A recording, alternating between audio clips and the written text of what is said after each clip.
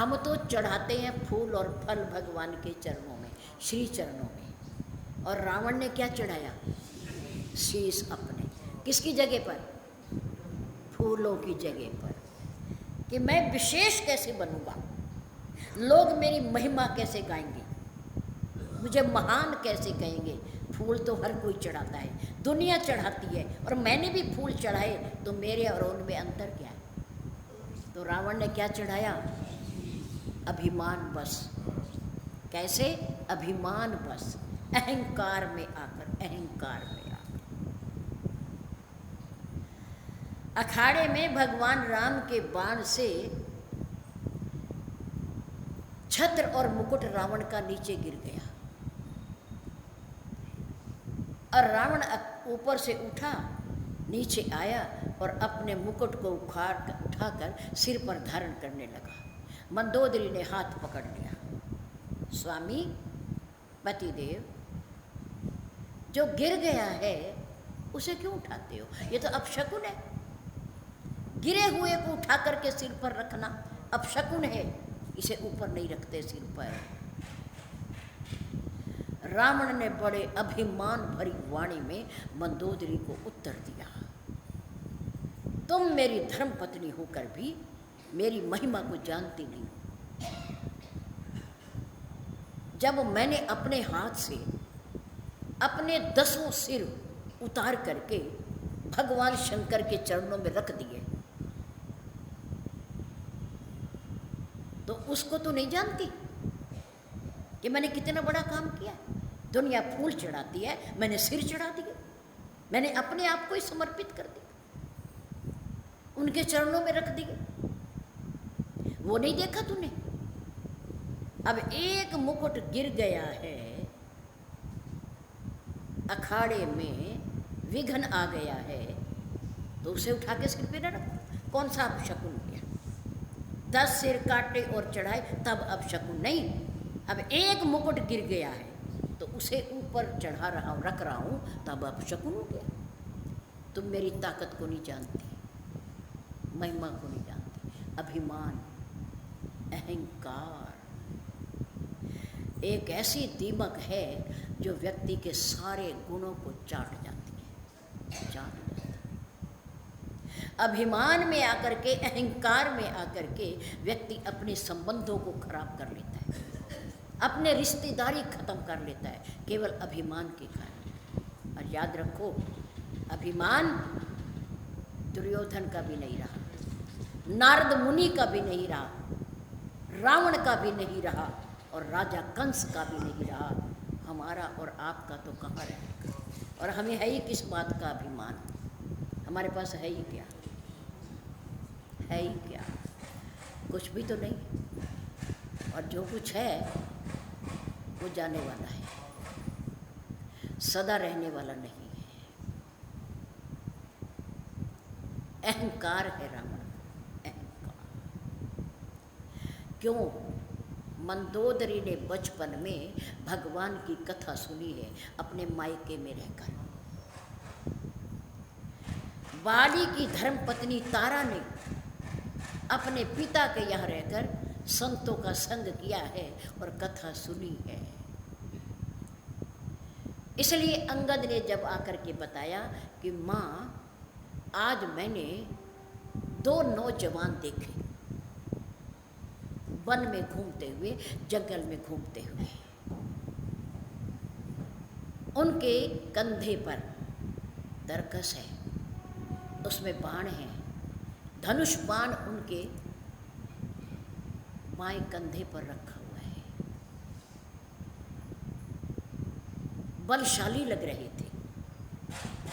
और हनुमान जी ने उनसे परिचय करके काका से, चाचा सुग्रीव से उनकी मित्रता करा दी है, मित्रता। अच्छा, और उन्होंने, मैंने ऐसा सुना है, हमारे गुप्तचरों ने बताया है कि उन्होंने हमारे काका सुग्रीव के सामने प्रतिज्ञा की है। किस बात की? सुन सुग्रीव, मैं मारी हूँ, वाली ही एक ही बाण, सुग्रीव, तुम मेरे मित्र हो, हमने तुमने अग्नि को साक्षी मानकर मित्र बना लिया है, और मित्र का दुख मेरा दुख, मित्र का सुख मेरा सुख। आज से सुग्रीव हम एक हो गए, हम एक हो गए। अब चिंता नहीं करनी, घबराना नहीं। अब बाली को मैं देखूंगा, अगर वो तुम्हारा मुकाबला करने आएगा तो मैं एक ही बाण से उसका वध कर दूंगा। ये बात अंगद ने माँ को बताई। किसको? तारा को बताई। तारा ने कहा फिर ये कोई मामूली शक्ति नहीं है। अंगद ने कहा माँ, उनके चेहरे पर तेज है, वो तपस्वी है, लेकिन उनकी भुजाओं में ऐसा लग रहा था अपार शक्ति है। भगवान राम ने सुग्रीव को भेजा, जाओ मित्र, बाली को ललकारो, जाओ अपना हिस्सा लो, अपना अधिकार लो, क्यों छोड़ते हो तुम? सुग्रीव ने जाकर के बाली को ललकारा। ओ बाली, क्या कहा? ओ बाली, गरज के कहो, बाहर आ। डरपोक सुग्रीव जो बाली की मार से डर करके ऋष्यमुख पर्वत पर जा बैठा, उसके बाद वो नीचे नहीं उतरा कि अगर आऊँगा तो ये मेरा वध कर देगा, मुझे मार देगा। और ऋष्यमुख पर्वत एक ऐसा पर्वत है, यहाँ शाप बस आवत नाही। बाली को शाप मिला हुआ है कि यदि तुम इस पर्वत पर आ गए, ये महान पुरुषों का शाप है कि तुम खत्म हो जाओगे, तुम्हारी मृत्यु हो जाएगी, तुम बचोगे नहीं। इसलिए वहाँ बाली नहीं जाता, और सुग्रीव वहाँ जाके बैठ गया। सुग्रीव को पता था कि मेरा भाई बाली यहाँ नहीं आ सकता। बाली ने सुग्रीव की गर्जना को सुना, ललकार को सुना, उठा। तारा देवी पास बैठी है। कहाँ जा रहे हो स्वामी, कहाँ जा रहे हो? धर्म पत्नी है ये। तारा कौन है? धर्म पत्नी है। किसकी? बाली की, राजा बाली की, किष्किंधा के राजा बाली की धर्म पत्नी है। धर्म पत्नी उसे कहते हैं जो अधर्म के रास्ते पर जाते हुए पति को रोक ले। अधर्म के रास्ते पर जाते हुए पति को रोक ले, सलाह देकर, मंत्रणा देकर, समझाकर, समझा बुझाकर अधर्म के रास्ते से रोक ले, शराब पीने से रोक ले, जुआ खेलने से रोक ले, बुरी संगत में जाने से रोक ले, बुराई करने से रोक ले, चोरी करने से रोक ले, क्योंकि ये सब अधर्म के कार्य हैं, अधर्म के कार्य हैं, बुराई है सब, बुराई के रास्ते से रोक ले। तारा ने कहा स्वामी कहाँ जा रहे हो? तूने सुना नहीं? सुग्रीव मुझे ललकार रहा है। हाँ सुना है, पर सुग्रीव क्यों ललकार रहा है? क्यों ललकार रहा है आज? जो आपके डर से, आपके भय से, आपकी मार से दुखी होकर के ऋष्यमुख पर्वत पर जा बैठा है जहाँ आप नहीं जा सकते। आज वो बाली आपको ललकार रहा है, आप जैसे योद्धा को, आप जैसे बलशाली को, जिन्होंने बड़े बड़े राक्षसों का वध कर दिया, जिसने रावण को जीत लिया, दुंदुभि राक्षस को मार दिया, आपको ललकार रहा है। सहस्त्र अर्जुन राक्षस को जीत लिया आपने, ऐसे महाबलशाली को आज सुग्रीव ललकार रहा है।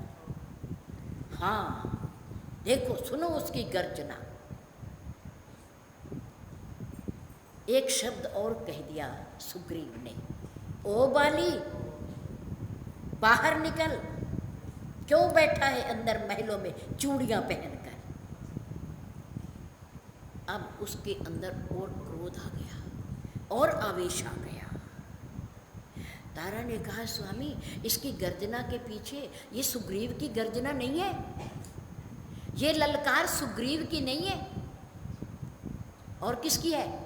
आज इसके पीछे एक बहुत बड़ी शक्ति का हाथ है, हाथ है। तो क्या हुआ?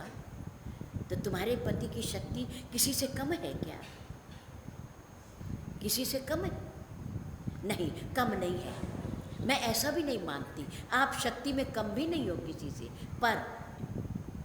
पर जो आज सुग्रीव के पीछे है वो कोई साधारण शक्ति नहीं है, साधारण शक्ति नहीं है। साध्वी महिला की, पतिव्रता महिला की, धर्म पत्नी की, जो धर्म पत्नी कहलाने के योग्य है, उसकी राय को, कभी कभी सलाह को मान लेना चाहिए, हित में होता है। अगर तारा की बात बाली मान लेता तो क्या होता?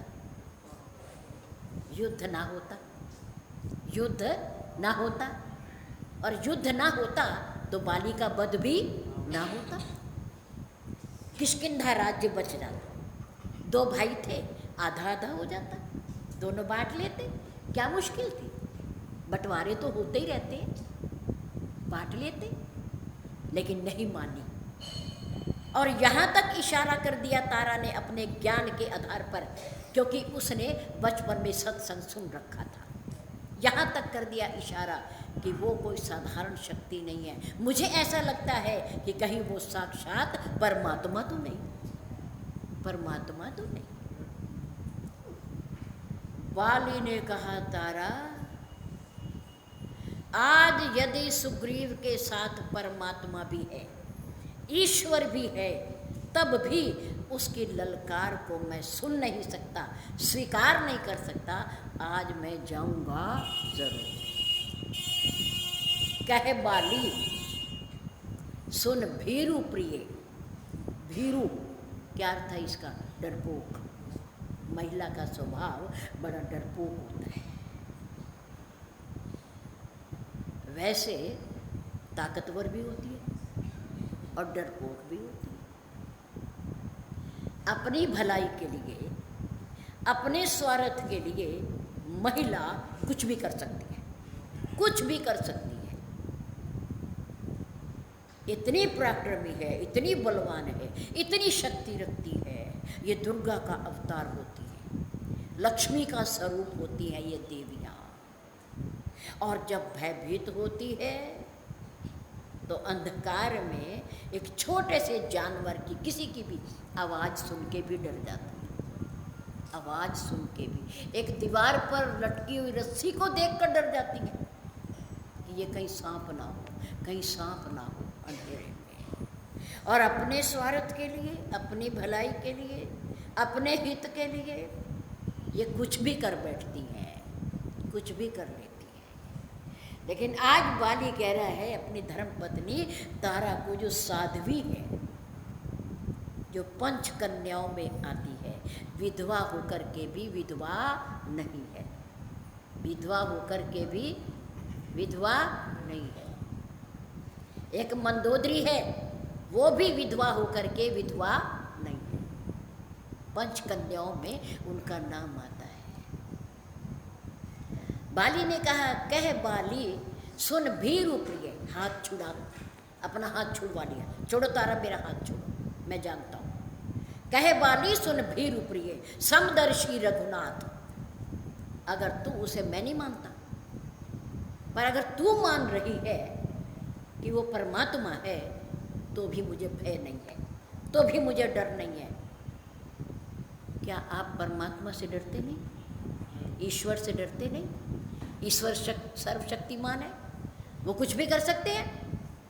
नहीं, मैं नहीं डरता। क्यों नहीं डरता? क्योंकि वो समदर्शी है, क्योंकि वो समदर्शी है। समदर्शी का क्या अर्थ है?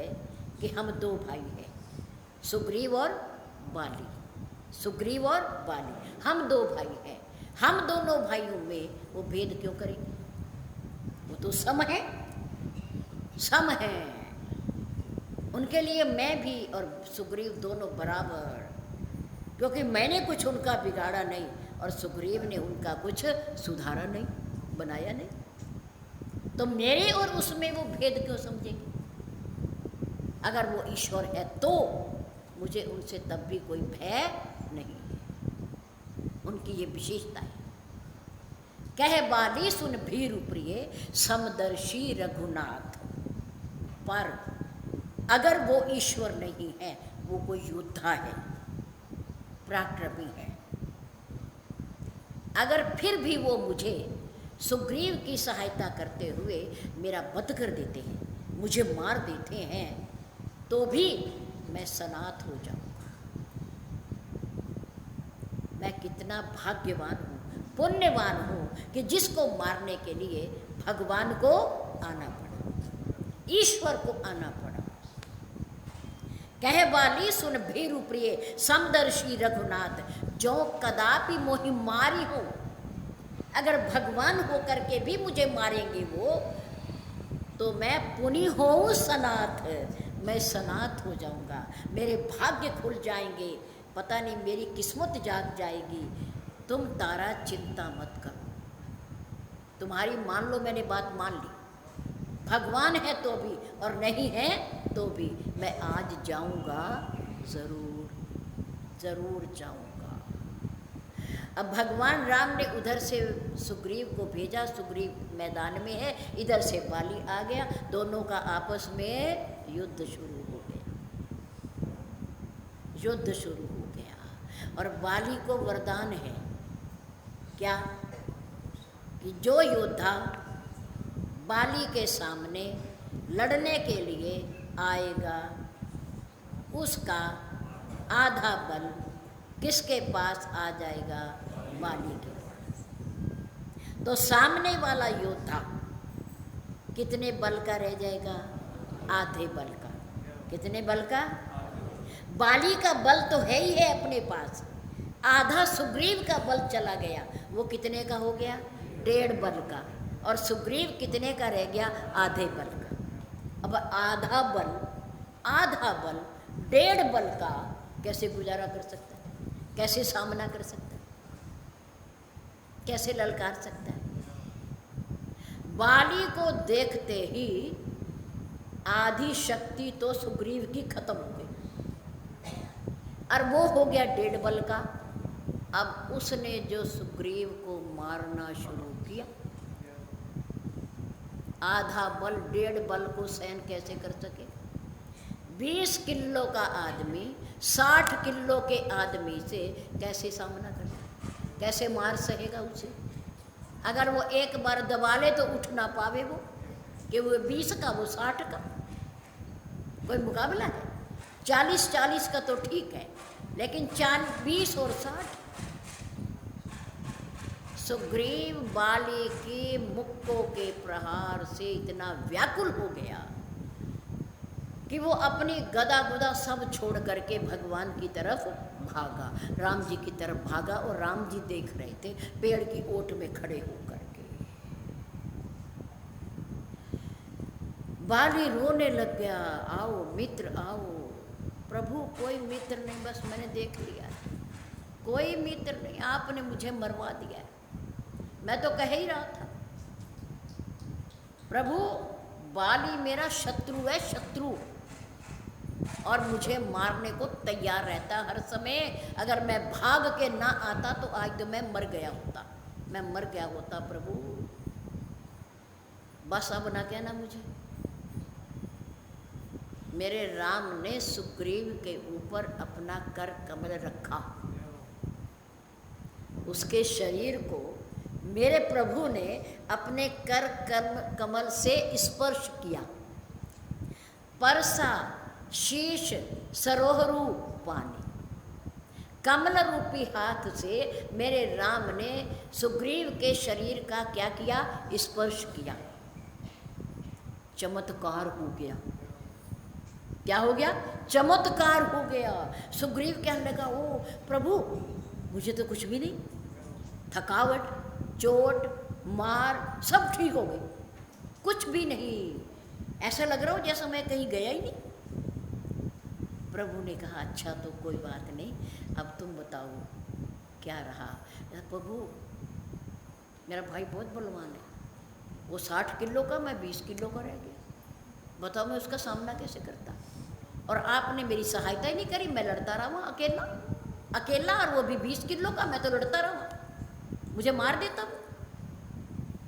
प्रभु ने कहा मैंने इसलिए नहीं मारा, मार तो देता मैं, बाण तो मेरे पास था, पर मैंने इसलिए नहीं मारा कि एक रूप तुम भ्राता दो, एक रूप तुम भ्राता दो, यही भ्रम थे नहीं मार्यो सो।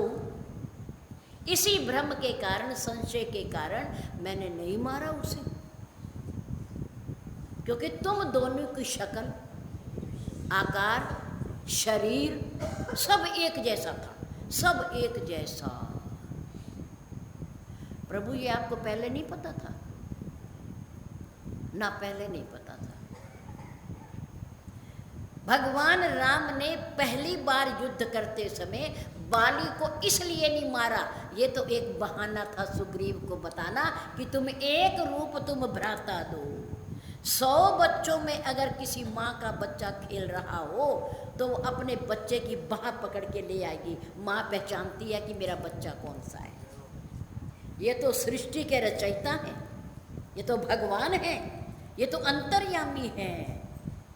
ये कैसे नहीं जानते थे कि ये सुग्रीव है और ये बाली है?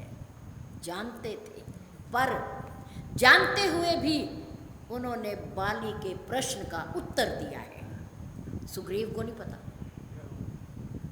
वो जो तारा को बाली कह करके आया कि समदर्शी, समदर्शी, उसके लिए मैं और सुग्रीव दोनों बराबर हैं, वो हमारे में भेदभाव क्यों करेंगे, अंतर क्यों करेंगे?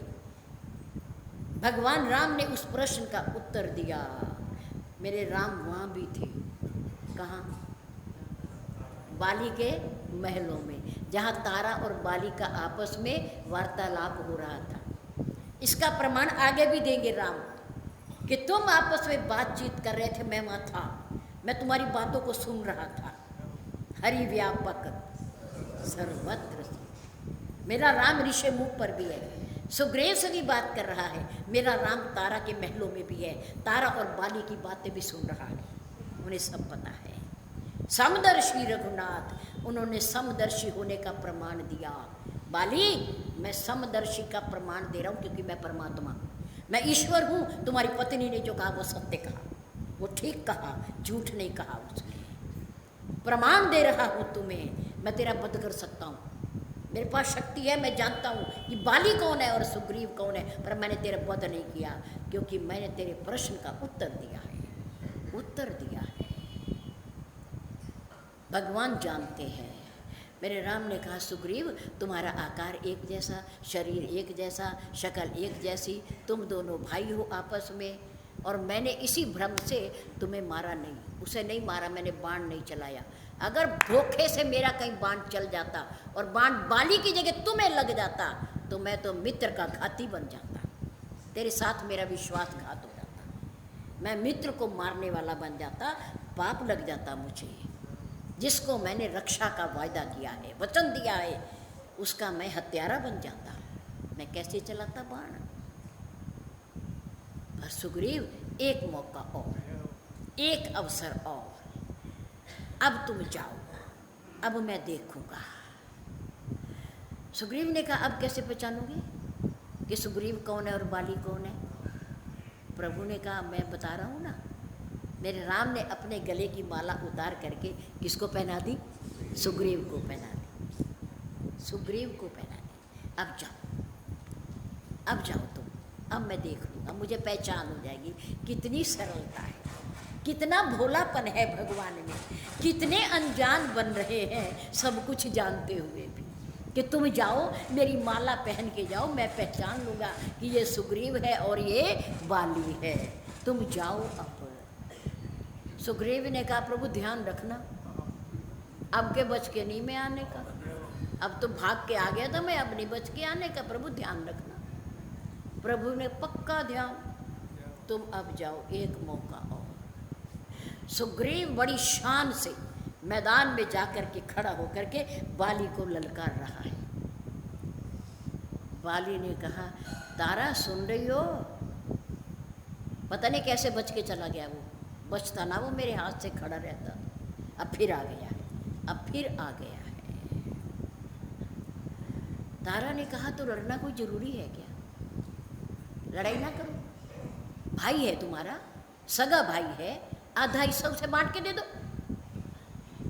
बाली ने कहा, कैसे दे दो? वो भगोड़ा है, डरपोक है, मुझे वहाँ मृत्यु के मुंह में छोड़ के आ गया, मुझे मरा हुआ समझ के आ गया। उसे अपने भाई के बल पर विश्वास नहीं हुआ, शक्ति पर विश्वास नहीं हुआ कि मेरे भाई उस राक्षस को मार देगा, और यहाँ छिप के आ गया, अपनी जान बचा के, अपने प्राण लेके मुझे वहाँ छोड़ आया। ऐसे भाई को दूँ मैं? बिल्कुल नहीं देने का, बिल्कुल नहीं देने का, आ जाए। अब देखा तो भगवान के गले की माला पहन रखी। अब सुग्रीव का सारा बल उसी के पास है, सारा बल उसी के पास। अब आधा नहीं गया वहाँ, अब 40 के तो वो हैं ही, बल्कि जो भगवान ने माला पहनाई है वो उससे भी दुगने बल के हो गए, दुगने बल के। अब बाली लड़ रहा है, दाव पेच चल रहे हैं, कभी बाली इधर है, कभी सुग्रीव इधर है। भगवान राम ने कहा, देखो मैंने इसे अपनी माला पहना करके भेजा है, मैं इसका रक्षक हूँ, इसकी धर्म पत्नी ने इसे परिचय भी दे दिया है, सब कुछ बता भी दे दिया है, पर देखो कितना अभिमानी है ये, कितना अहंकारी है, इसे अपनी शक्ति पर कितना अभिमान है। फिर लड़ने आ गया, फिर लड़ने आ गया, पर आज मैं इसे छोड़ने वाला नहीं। मेरे राम खड़े हैं पेड़ की ओट में, सामने से देखा, जब लड़ते लड़ते सामने की तरफ बाली आया तो मेरे राम ने धनुष ताना और बाण छोड़ दिया, और वो बाली की छाती में जाकर लग गया। अब बाली देखता है कि सुग्रीव के पास तो बाण था नहीं, ये बाण किसका है, ये कौन है बाण चलाने वाला? इतने में मेरे राम पेड़ की ओट से निकल के बाहर आ गए बाली के सामने। ओहो, तो आप हो इस सुग्रीव की कायर की रक्षा करने वाले, आप हो। आपने इसका क्या किया है जो इसकी रक्षा की आपने, और मैंने बिगाड़ा क्या है आपका जो आपने मुझे मारा है? प्रभु ने कहा, बताऊंगा कि सुग्रीव ने मुझे क्या दिया, मैं उस पर क्यों प्रसन्न हूँ, और तूने क्या नहीं दिया, और मैं तेरे से क्यों नाराज हूँ, क्यों अप्रसन्न हूँ। मैंने तेरा वध किया, मेरी तेरे से कोई दुश्मनी नहीं है, पर तेरे अंदर जो जीवन में बुराइयां हैं, अवगुण है जो तेरे पास, मेरी लड़ाई उससे है, मेरी लड़ाई तेरे से नहीं है। बाली से लड़ाई नहीं है मेरी, बाली के अंदर होने वाली बुराइयों से मेरी लड़ाई है। मैं तेरी बुराइयों से लड़ाई कर रहा हूँ, तेरी बुराइयों को मैंने मारा है, मैंने बाली को नहीं मारा। अगर तू कहे तो मैं अपना बाण निकाल लूँगा और तू जिंदा हो जाएगा, तू फिर रह सकेगा, जीवन यापन कर सकेगा, भोग सकेगा आयु को। कहो निकालूं? तू गिरा, तेरा अभिमान गिर गया, तेरा अहंकार गिर गया। मैंने उसको मारा है, मैंने बाली को नहीं मारा, मैंने बाली के अहंकार को मारा है, क्योंकि अहंकार मुझे बिल्कुल भी पसंद नहीं है, चाहे वो किसी का हो, चाहे त्रिलोक विजयी राजा रावण का हो, दुर्योधन का हो, कंस का हो, जलंधर का हो, किसी का भी हो, कितने बड़े महाराजा महाराजा का हो, चाहे वो मेरे भक्त नारद मुनि का ही अभिमान क्यों ना हो। अभिमान मुझे बिल्कुल भी पसंद नहीं है, मैंने उसे मारा है बाण, तुझे नहीं मारा। बाली ने क्या उलाहना दिया और भगवान राम ने उसका उत्तर किस रूप में दिया, इसकी चर्चा कर।